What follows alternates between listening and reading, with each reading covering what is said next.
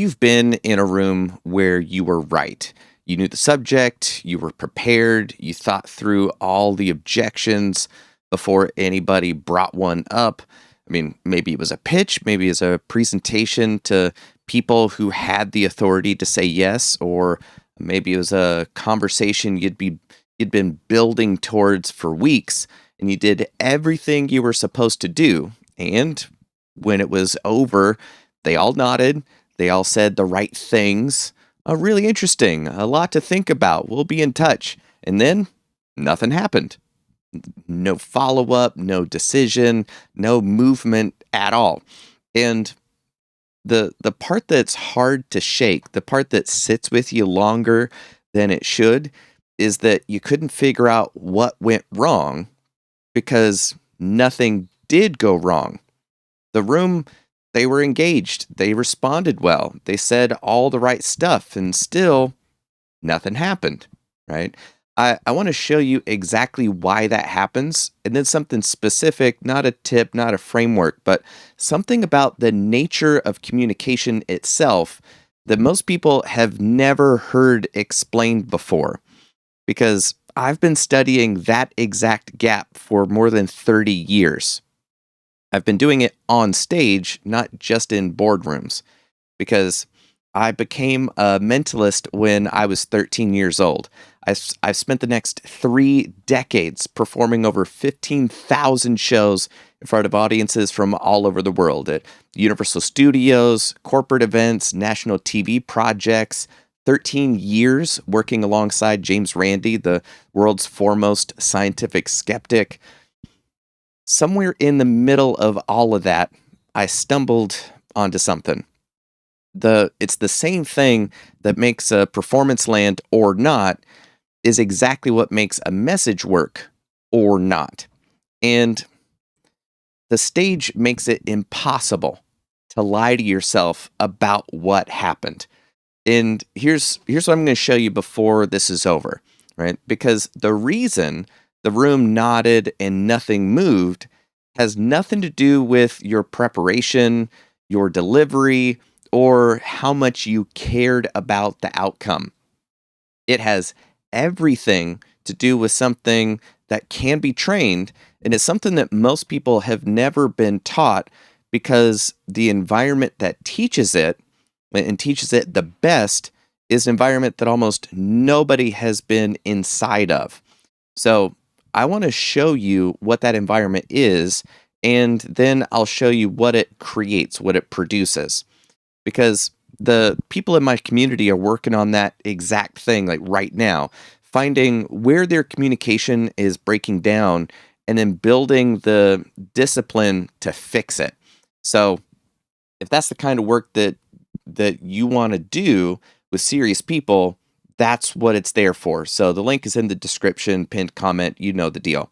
But let's start with what usually happens after you're in a room like that. All right, because you go back to the content. The idea wasn't clear enough. I need to simplify it. So you simplify it. And the next time they all nod and nothing happens, right? So you shift to the delivery, more confidence, better eye contact, stronger close. You practice, you record yourself, you review it, you do the work. And the next time they all nod, nothing happens. And at some point, if you've done this long enough, you've gone through this loop enough times, you blame the audience, right? Like I've been there, I've blamed an audience before. Wrong room, wrong timing, they weren't ready for it. It's a them issue. Sometimes that's true, but usually it isn't, right? The problem is the mental model underneath everything that you're doing. Most people think of communication like radio. You have a signal, your idea, and then you broadcast it, and your audience receives it. If the signal is strong enough and clear enough, the idea will arrive intact and I will be successful. So when the room nods and nothing happens, the diagnosis writes itself. The signal was weak, make it stronger. The signal was unclear, make it cleaner. The signal wasn't compelling enough. Make it more persuasive. So, more preparation, better delivery, higher stakes framing, and none of it works, right? Because the radio model isn't as useful as thinking about it this way.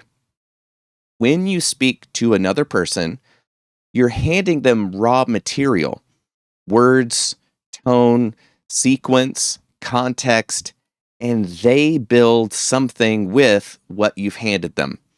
And what they're building is their experience of what they think you're saying. Okay. And that experience is shaped by everything they already believe, everything they're afraid of, everything they want to be true, everything that's happened to them before they walk into that room. And I mean, like in the 2 minutes before that and the 2 years and 2 decades that they've been alive. All of that comes together. You and your message, that moment, you are one input into a whole construction process that you can't see, that you're never going to see. That's the gap, right? The difference between what you say and what they build with it, that's the gap that we're talking about. And the reason that the preparation, the delivery, and all those closing techniques don't close that gap is that none of them are aimed at the construction process happening in the mind of your audience. It's all aimed at the signal, not the construction layer of what is your audience doing with what you're saying. So you focus on getting a better signal. They build the same wrong thing with it. They all nod, nothing happens because they're assembling the same incorrect assumptions and beliefs about what it is that you're saying. So the discipline of effective communication works completely different from that. And it starts before you say anything, right? The question that an effective communicator is asking isn't, how do I make this idea compelling? It's, what is my audience already building in their mind right now before I've said a single word? And what does that mean for what I need to do first? That question is available to everybody. Most people never ask it because nothing in their communication training told them to. Right? It's just a completely different way of thinking. Their training points them at content, at structure, at presence, at closing techniques, all the tactical stuff, none of the strategic information architecture, because all the tactical stuff all sits downstream of that question that actually matters. So here's what it looks like from the outside. Think about the last presentation that genuinely got you, like it moved you, right? The kind where something shifted inside of you, not just kept you engaged, right? Not just something that held your interest. The person presenting probably didn't feel like they were presenting, right? They felt like they were just talking to you specifically, even though there were 100 people or 1,000 people in that room. They were just talking to you, right? They named things that you had felt but never said out loud. They got to your objection before you raised it, even in your own head. They didn't say their idea explicitly or literally. They gave you pieces of their message, piece by piece, and then let you build inside your own mind that belief until you feel like you figured it out yourself. And then probably 30 seconds later, they were like, and to conclude, here it is. And you go, I figured it out. That didn't happen because they're talented. Like they might be, but it wasn't just the talent. It happens because they knew what you were already building before they opened their mouth. So they had done the work of understanding the audience's existing construction process and then designed all of their communication around what it would take to get you to construct the right thing. Right? It's wild. It's wild stuff. That is the discipline of effective communication, and it's learnable. Like that's the silver lining to all this. Every person you've ever encountered who seemed like a natural communicator, oh, it's so easy for them, like the kind that makes it look effortless, the sprezzatura, they developed that skill somewhere. They had to. Most of them can't tell you where that was. They don't know.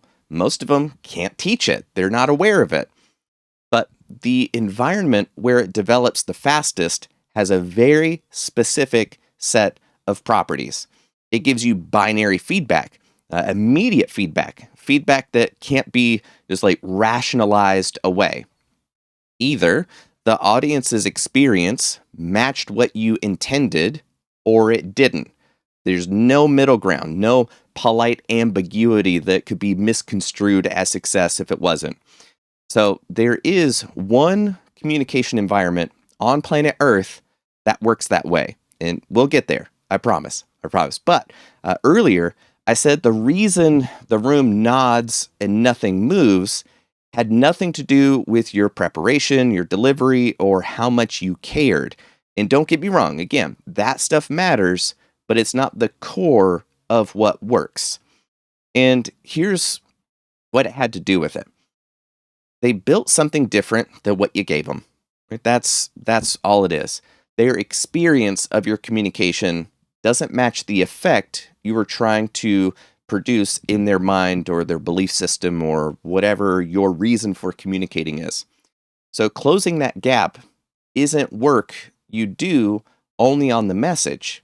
It's work that you do on understanding the construction process well enough to influence where it winds up.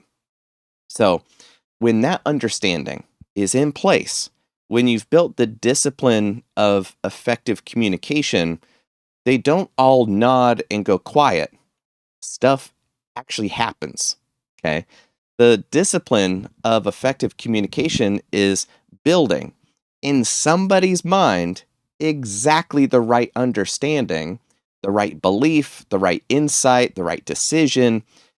It's something being true doesn't make it persuasive, right?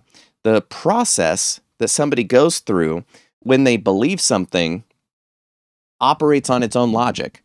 The discipline of effective communication is learning to work with that process that's already working and make sure that you bring truth along for the ride, right? That's what makes you different from all the con men and used car salesmen, right? So now you can see where that gap lives. So the next question that most people hit, because this is the move almost everybody makes once they realize the signal model is fundamentally wrong, is okay, so I need to be more authentic, more genuine, more me. So that's the next video. It's called Why the Most Authentic People in the Room Get Ignored, right? And I'll see you there.